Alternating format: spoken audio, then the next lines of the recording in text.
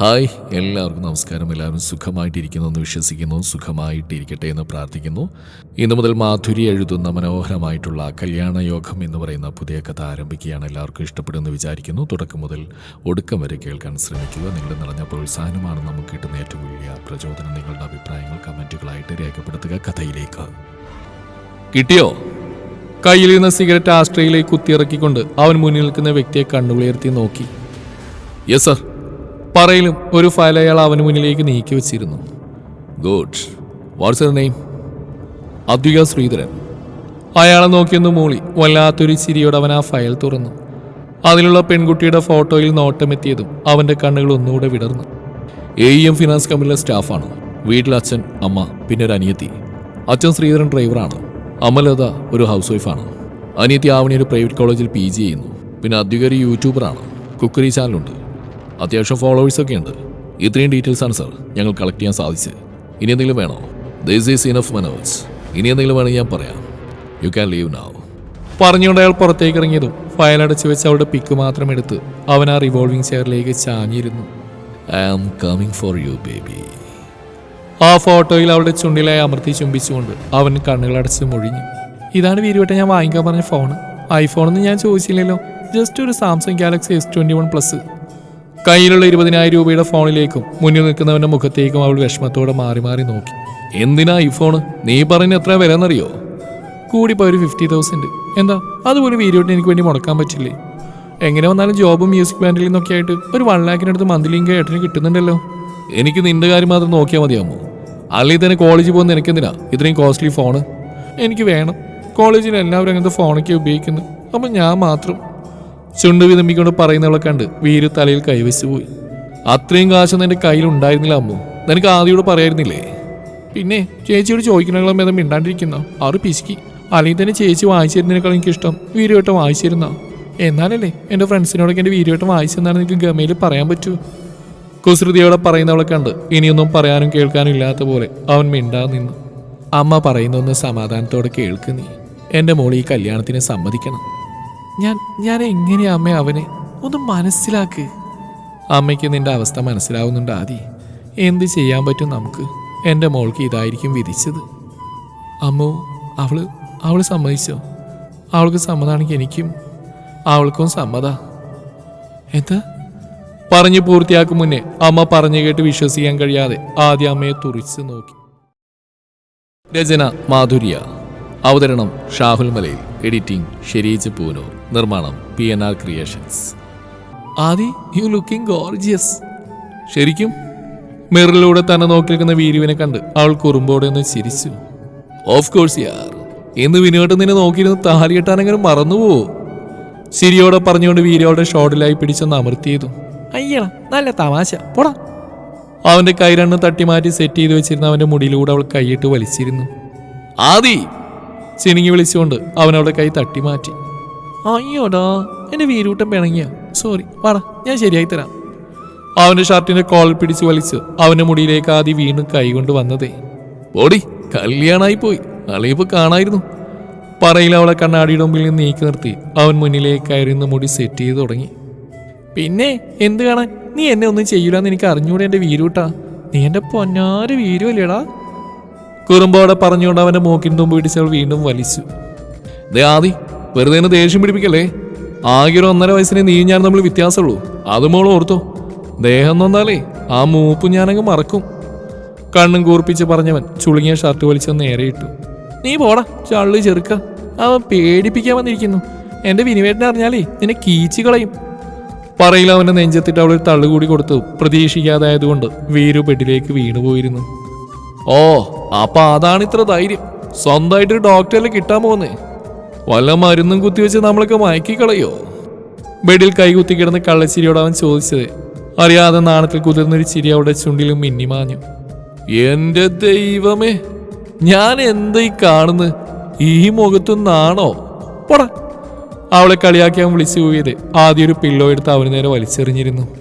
ചേച്ചി വിളിച്ചുകൊണ്ട് മുറിയിലേക്ക് കയറി വന്ന അമ്മു ബെഡിൽ കിടക്കുന്ന വീരുവിനെയും ഒരുങ്ങി നിൽക്കുന്ന ആദിയെ നെറ്റി വിളിച്ച് നോക്കി. വീരുവിട്ട് എന്താ ഇവിടെ വന്ന് കിടക്കുന്നേ? അവിടുത്തെ അച്ഛനൊക്കെ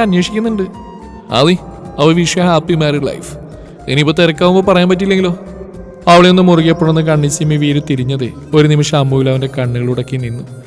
റെഡ് കളർ ലാച്ച സെറ്റാണ് വേഷം. ഷാൾ ഒരു വശത്തായി പിൻകുത്തി വെച്ചിരിക്കുന്നതുകൊണ്ട് വെളുത്ത വയറിന്റെ കുറച്ച് ഭാഗം അനാവൃതമാണ്. കയ്യിലും കാതിലും ഹെവി ഓർണമെന്റ്സ്.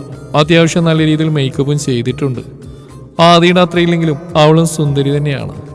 ആദി പിന്നെ എപ്പോഴും സ്പെഷ്യലാണല്ലോ. ചിന്തിച്ചുകൊണ്ട് അവനൊന്ന് ചിരിച്ചത് അവന്റെ നോട്ടത്തിൽ അവളാകെ പൂത്തുലഞ്ഞ് നിൽപ്പുണ്ട്. ഒരു നിമിഷം അവനെ നോക്കി ചുണ്ട് കടിച്ചു പിടിച്ച് കള്ളച്ചിരിയോടെ അവൻ താഴേക്ക് പോയത് അമ്മ വീണ്ടും നാണത്തോടെ തലതാഴ്ത്തിയിരുന്നു. നാണിച്ചു കഴിഞ്ഞെങ്കിലേ ചേച്ചിയുടെ മോൾ ഇങ്ങോട്ട് വന്നതിന്റെ ആഗമന ഉദ്ദേശം ഒന്ന് പറഞ്ഞാൽ കൊള്ളായിരുന്നു. ആദിയുടെ ചിരിയോടെയുള്ള ചോദ്യം കേട്ട് അമ്മ ഞെട്ടിക്കൊണ്ട് തലയുയർത്തി ആദിയെ നോക്കി. ഒരു നിമിഷം കല്യാണ വേഷത്തിൽ ജ്വലിച്ചു നിൽക്കുന്ന ആദിയുടെ സൗന്ദര്യത്തിൽ അവൾക്ക് ചെറിയൊരു നീരസം തോന്നാതിരുന്നില്ല. ചേച്ചി കുശുമ്പ എന്നെ വീരുവെട്ടനെയും കണ്ട്. അതേ നീരസത്തോടെ ആദിയുടെ മുഖത്തെ ചിരി കണ്ട് വീർപ്പിച്ച് വെച്ച കവിളോട് അവൾ പറഞ്ഞത് ആദി ചുണ്ടൊന്ന് കൂട്ടി. പിന്നെ എനിക്ക് അതല്ലേ പണി. നീ അധികം ഉരുണ്ട് കളിക്കാൻ ഇങ്ങോട്ട് വന്നിട്ട് കാര്യം പറ മോളെ. അതെന്താ എനിക്ക് ഇങ്ങോട്ട് വന്നൂടെ? ചേച്ചി പിന്നെ ആരോ ഒരുങ്ങാൻ സഹായിക്കുക. ചിരിയോടെ പറഞ്ഞുകൊണ്ട് അവളുടെ സാരി തലപ്പെടുത്ത് അമ്മ കയ്യിൽ പിടിച്ചു. അച്ചോടാ, ചേച്ചിയുടെ മോള് സഹായിക്കാൻ വന്നാണോ? ഇവിടെ അച്ഛൻ ബ്യൂട്ടീഷ്യൻ എത്തിയ കാര്യം എനിക്കറിയാലോ. അത്യാവശ്യം നല്ല രീതിയിൽ തന്നെ ആ ചേച്ചീനെ ഒരുക്കി തന്നിട്ടുണ്ട്. ഇനി വേറെ സഹായം എനിക്ക് ആവശ്യമില്ല. പറയിൽ അവളുടെ കയ്യിൽ നിന്ന് സാരി തലപ്പ് വലിച്ചെടുത്ത് ആദ്യം തിരിഞ്ഞു നിന്നു. ചേച്ചി ചുണ്ടുകുറിപ്പിച്ച് അവൾ വിളിച്ചതേ. ചിനിങ്ങാതെ കാര്യം പറമ്മു. ആദ്യം കയ്യും കെട്ടി അവളെ നോക്കി. ഈ മാല എനിക്ക് തരുമോ? കഴുത്തിൽ കിടന്ന മുല്ലമുട്ട് മാലയിലേക്കാണ് അവളുടെ നോട്ടം. എന്താ നീ ചോദിക്കുന്നേ? ഇന്ന് അവളുടെ കല്യാണ. നിനക്ക് വേണ്ട സാധനങ്ങളൊക്കെ അച്ഛൻ വാങ്ങിച്ചു തന്നിട്ടുണ്ടല്ലോ, അത് പോരെ നിനക്ക്? ആദ്യം മറുപടി പറയുന്നതിന് മുന്നേ തന്നെ അകത്തേക്ക് കയറി വന്ന ലതയുടെ ശബ്ദം അവിടെ ഉയർന്നതും അമ്മുവിന്റെ മുഖം മങ്ങി. അച്ഛൻ വാങ്ങി തന്നൊന്നും സ്വർണ്ണമല്ലല്ലോ. എനിക്കും ആഗ്രഹം ഉണ്ടാവില്ലേ ചേച്ചിയുടെ കല്യാണത്തിന് സ്വർണ്ണമാല ഇടാൻ? എല്ലാവർക്കും സ്വർണ്ണം വാങ്ങി തരാനേ നിന്റെ അച്ഛൻ കോടീശ്വരനെ നല്ല അമ്മു. സാധാ ഒരു ഡ്രൈവറാ. നിന്റെ കല്യാണം ആകുമ്പോൾ ചേച്ചിയപ്പോൾ തന്നെ നിനക്കും അച്ഛൻ വാങ്ങിച്ചു തരും. പിന്നെ അച്ഛൻ കുറെ ഇപ്പൊ വാങ്ങിച്ചു തരും. പെരുവൃത്തോണ്ട് അവൾ പല്ല് കടിച്ചതും. എന്താടി എന്താ പറഞ്ഞ നീ? ലത കണ്ണ് കൂർപ്പിച്ച് അവളെ നോക്കി. എന്റെ അമ്മയൊന്നും മിണ്ടാ നിൽക്ക്. ഒരു മാലയല്ലേ അവളുടെ ആഗ്രഹമല്ലേ അമ്മേ? ഞാൻ പറഞ്ഞോളാം വിനുവേട്ടനോട്. ആദി ചിരിയോടെ പറഞ്ഞുകൊണ്ട് ആ മാല അഴിച്ച് അമ്മുവിന്റെ കഴുത്തിലിട്ട് കൊടുത്തു. പെണ്ണിന്റെ മുഖമൊന്ന് തെളിഞ്ഞു. എന്റെ ചക്കര ചേച്ചി. അവളുടെ കവിളിലൊന്ന് ചുണ്ട് പതിപ്പിച്ച് അമ്മയെ നോക്കി കെറിവിച്ച് അവൾ ചാടിത്തുള്ളി പുറത്തേക്ക് പോയി. നീയാ അവിടെ വാശികൾക്ക് കൂട്ടിന്ന് അവളിങ്ങനെ വഷളാക്കുന്നു. നമ്മുടെ അമ്മു അല്ലേ അമ്മേ? നമ്മളല്ല വേറെ ആരും നിൽക്കവളുടെ കൂടെ. നിന്നോട് പറഞ്ഞ് തർക്കിക്കാൻ ഞാനില്ല. അമ്മ ചുണ്ടുകൂട്ടി പറഞ്ഞു. ഞാൻ നേരത്തെ ഇട്ടുന്ന മേക്കപ്പിന്റെ ഗുണക്കെ പോകട്ടോ ഇങ്ങനെ പിണങ്ങിയാൽ. ഓടി അവിടുന്ന്. ചിരിയോടെ അവളുടെ കവിളിലും തഴുകി അവരവളുടെ മുഖത്തേക്ക് നോക്കിയതും അറിയാതെ കണ്ണുകൾ നിറഞ്ഞു വന്നു. എന്താണ് ലതകുട്ടി സെന്റിയാവാണോ? കുറുമ്പോടെ അവൾ ചോദിച്ചു. മഹാലക്ഷ്മിയെ പോലെയുണ്ട് എൻ്റെ മോള്. ആരുടെയും കണ്ണ് തട്ടാണ്ടിരിക്കട്ടെ. കണ്ണിൽ നിന്ന് കുറച്ച് കൺമഷി എടുത്ത് അവളുടെ താടിക്ക് താഴെ അവർ കുത്തിക്കൊടുത്തതും ആദ്യം നിറഞ്ഞ് ചിരിച്ചിരുന്നു. ആദ്യേച്ചി ദേ ഫോട്ടോഗ്രാഫറൊക്കെ വന്നു കേട്ടോ. അവർ താഴേക്ക് വിളിക്കുന്നുണ്ട്. മാളുവാണ് വീരുവിന്റെ അനിയത്തി. ആളിപ്പോ പത്തിപ്പടിക്കുന്നു. ഹായ് ആദ്യേച്ചി, എന്ത് ഭംഗിയെ കാണാൻ, സൂപ്പർ ആയിട്ടുണ്ട്. കണ്ണുകൾ വിടർത്തി അവൾ അകത്തേക്ക് കയറി വന്നതേ പറഞ്ഞു. എൻ്റെ മാളൂട്ടിയും സുന്ദരിയായിട്ടുണ്ട്. ആദി ചിരിയോടെ അവിടെ തെന്നിമാറിയ പൊട്ട് നേരെ കുത്തിക്കൊടുത്തു. അതിനും ആള് നാണത്തോടെ ചിരിച്ചു. വാ ആദി, ഇനി നിൽക്കണ്ട. ഫോട്ടോസൊക്കെ എടുത്ത് തുടങ്ങിയിട്ട് വേണ്ടേ അമ്പലത്തിലേക്ക് ഇറങ്ങാൻ. ഇനിയും സമയം വൈകിക്കണ്ട. ലത ധൃതിയിൽ പറഞ്ഞ് പുറത്തേക്ക് ഇറങ്ങിയതും മാളുവിന്റെ തോളിൽ കൈയിട്ട് ആദി അവർക്ക് പുറകെ ഇറങ്ങിയിരുന്നു. അച്ഛാ. ഹാളിൽ നിൽക്കുന്ന ശ്രീധരന്റെ അടുത്തേക്ക് ചിരിയോടെ ഇറങ്ങിച്ചെന്ന ആദി അയാളുടെ കലങ്ങിയ കണ്ണുകൾ കണ്ട് നെറ്റി വിളിച്ചു. എന്താ അച്ഛാ, എന്താ പറ്റിയേ? എന്താ ശ്രീധരേട്ടാ? ലതയും പരിഭ്രമത്തോടെ അയാളുടെ അടുത്തേക്ക് ചെന്നു. ആദിയുടെ കണ്ണുകൾ ചുറ്റുമൊന്ന് പാഞ്ഞു. അമ്മാവന്റെയും അമ്മായിമാരുടെ എല്ലാവരുടെയും മുഖം മങ്ങിയിരിക്കുന്നു. അമ്മാവാ വാ ഇറങ്ങാം. ധൃതി പിടിച്ച് പുറത്തുനിന്ന് ഓടി വരുന്ന വീരു മുന്നിൽ നിൽക്കുന്ന ആദ്യം കണ്ട് പെട്ടെന്ന് നിശബ്ദമായി അവളെ ദയനീയതയോടും നോക്കി. എന്താടാ അച്ഛൻ ഒന്ന് പറയുന്നുണ്ടോ? എന്താ പ്രശ്നം? വീരുവിനോട് അച്ഛൻ്റെ നേർക്കും തിരിഞ്ഞവൾ മാറി മാറി ചോദിച്ചു. നമുക്ക് ഹോസ്പിറ്റൽ വരെ ഒന്ന് പോവാം മോളെ. ഹോസ്പിറ്റലിലോ? എന്തിന്? എന്താച്ചാ, എന്താ പറ്റിയേ? കാര്യം എന്താന്ന് പറയുന്നുണ്ട് ശ്രീധരേട്ടാ. ലതയും കരച്ചിലിനും വക്കിലെത്തിയിരുന്നു. നീ ഇങ്ങനെ ടെൻഷനാവാണ്ട്. വിനുവിന് ചെറിയൊരു ആക്സിഡന്റ്. അവളുടെ മുഖത്ത് നോക്കാതെ അയാൾ പറഞ്ഞു നിർത്തിയതും കേൾക്കാൻ പാടില്ലാത്ത എന്തോ കേട്ട പോലെ അവളുടെ കണ്ണുകൾ മിഴിഞ്ഞു. ഒന്നുമില്ലാതെ ചെറിയൊരു ആക്സിഡന്റ്. ശ്രീധരൻ അവളെ സമാധാനിപ്പിക്കാനായി പറഞ്ഞു. മോളെ. ആദി. കണ്ണുകൾ മേലോട്ട് മറഞ്ഞതും അവൾ താഴേക്ക് ഊർന്നു വീഴാൻ തുടങ്ങിയതേ പെട്ടെന്ന് തന്നെ വീരോളെ താങ്ങി പിടിച്ചിരുന്നു. ആദി, ഡോ ആദി. ടേബിൾ തട്ടിയുള്ള നിരഞ്ജന്റെ വിളിയിൽ അവൾ ഞെട്ടിപ്പിടഞ്ഞ് കണ്ണുകൾ തുറന്നു. എന്തൊരു ഉറക്കാടോ ഇത്? വന്നതിന് ലേറ്റ് ആയിട്ടാ, എന്നിട്ട് ഉറക്കവും. താനൊക്കെ ജോലിക്ക് തന്നെയാണോ വരുന്നത്? കളിയാക്കിയുള്ള അവൻ്റെ ചോദ്യം കേട്ട് അവളൊന്ന് വിളറി ചിരിച്ചു. സോറി സർ, തലവേദന കൂടിയപ്പോൾ കിടന്നുപോയതാ, കണ്ണടഞ്ഞെന്നറിഞ്ഞില്ല. കലങ്ങിയ കണ്ണുകളോട് ആദ്യം പറഞ്ഞു നിർത്തിയതും അവൻ അവൾ അലിവോടെ നോക്കി. ഏയ്, താനിങ്ങനെ ടെൻഷൻ ആവണ്ട, ഞാൻ ചുമ്മാ പറഞ്ഞ.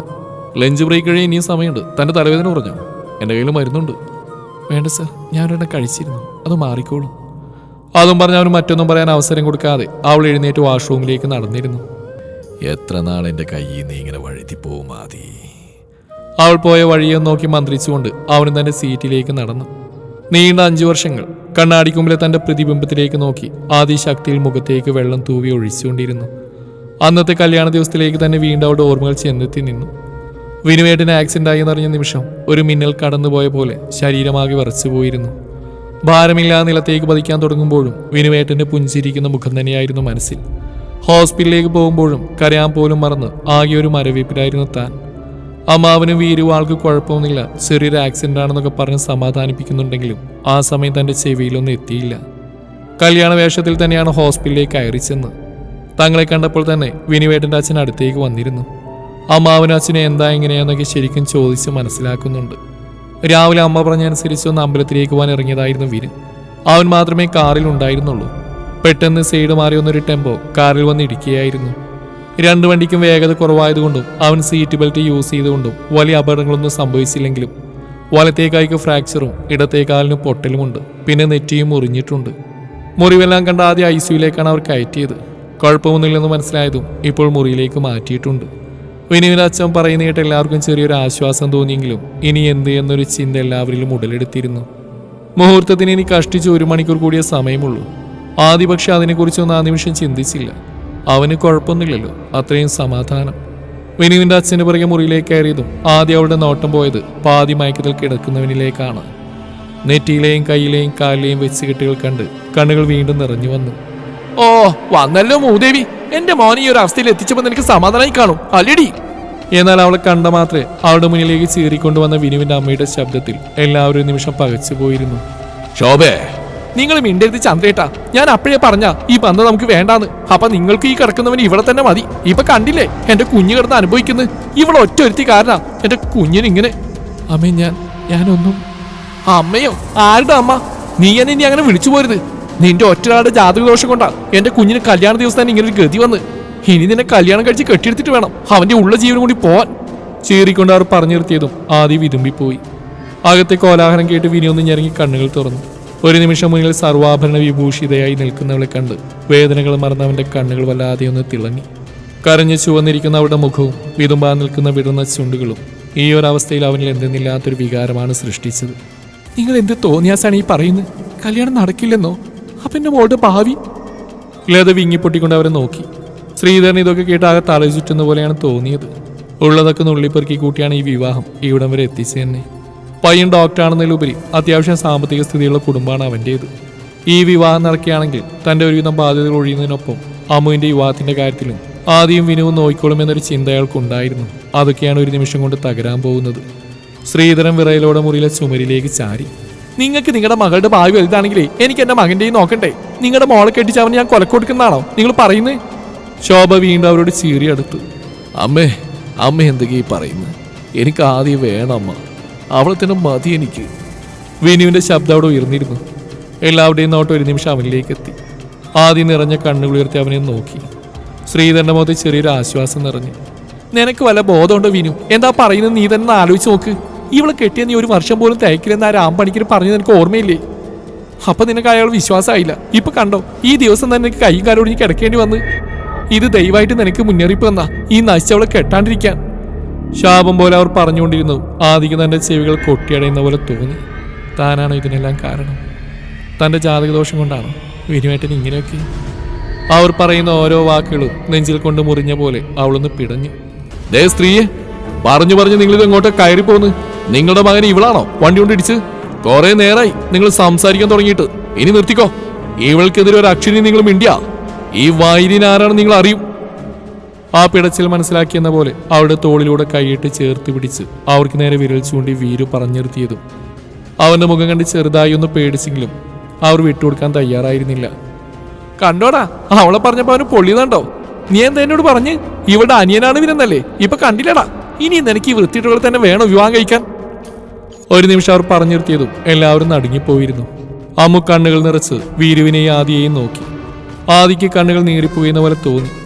എങ്ങനെ തോന്നി ഇവർക്ക് തന്നെ വീരുവിനെയും ചേർത്ത് പറയാൻ? ചി, നിങ്ങൾക്കൊരു സ്ത്രീയാണോ? ഇത്രയും തരം താഴ്ന്ന രീതിയിൽ സംസാരിക്കാൻ നാണില്ലേ നിങ്ങൾക്ക്? വിനുവേട്ടന്റെ അമ്മയായി പോയി. അല്ലെങ്കിൽ ഇപ്പൊ ഈ പറഞ്ഞതിന് നിങ്ങൾ മുഖത്ത് എന്റെ കൈ പതിഞ്ഞാനേ. കഴിഞ്ഞു. ഇനി നിങ്ങളുമായിട്ടൊരു ബന്ധത്തിന് ഞങ്ങൾക്കും താല്പര്യമില്ല. ഇവിടെ ഒരിക്കലും നിങ്ങളുടെ മോനെ ഞങ്ങൾ കൊടുക്കില്ല. വീരു, ശ്രീധരനാണ്. അമ്മ, ഇവര് നിന്നോട് മിണ്ടാ നിൽക്കാനാ പറഞ്ഞേ. എന്റെ മകളുടെ വിവാഹത്തെക്കുറിച്ച് ഞാൻ സംസാരിച്ചോളാം. ശ്രീധരൻ കടുപ്പിച്ചു പറഞ്ഞു നിർത്തിയതും വന്ന കലി മുഷ്ടിയുരുട്ടി അടക്കി പിടിച്ചുകൊണ്ടവൻ പുറകിലേക്ക് ഇറങ്ങി മാറി നിന്നു.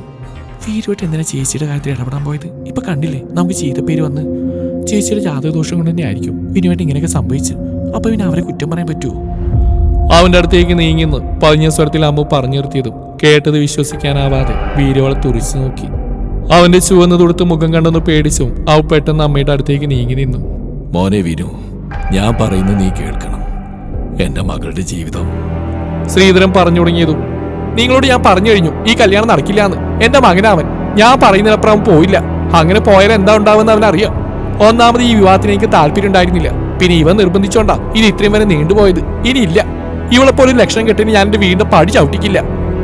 അവർ അറുത്തുമുറിച്ച് തന്നെ പറഞ്ഞു. ദേ തള്ളേ, ഞാൻ പറഞ്ഞു നിങ്ങളോട് മര്യാദക്ക് സംസാരിക്കണമെന്ന്.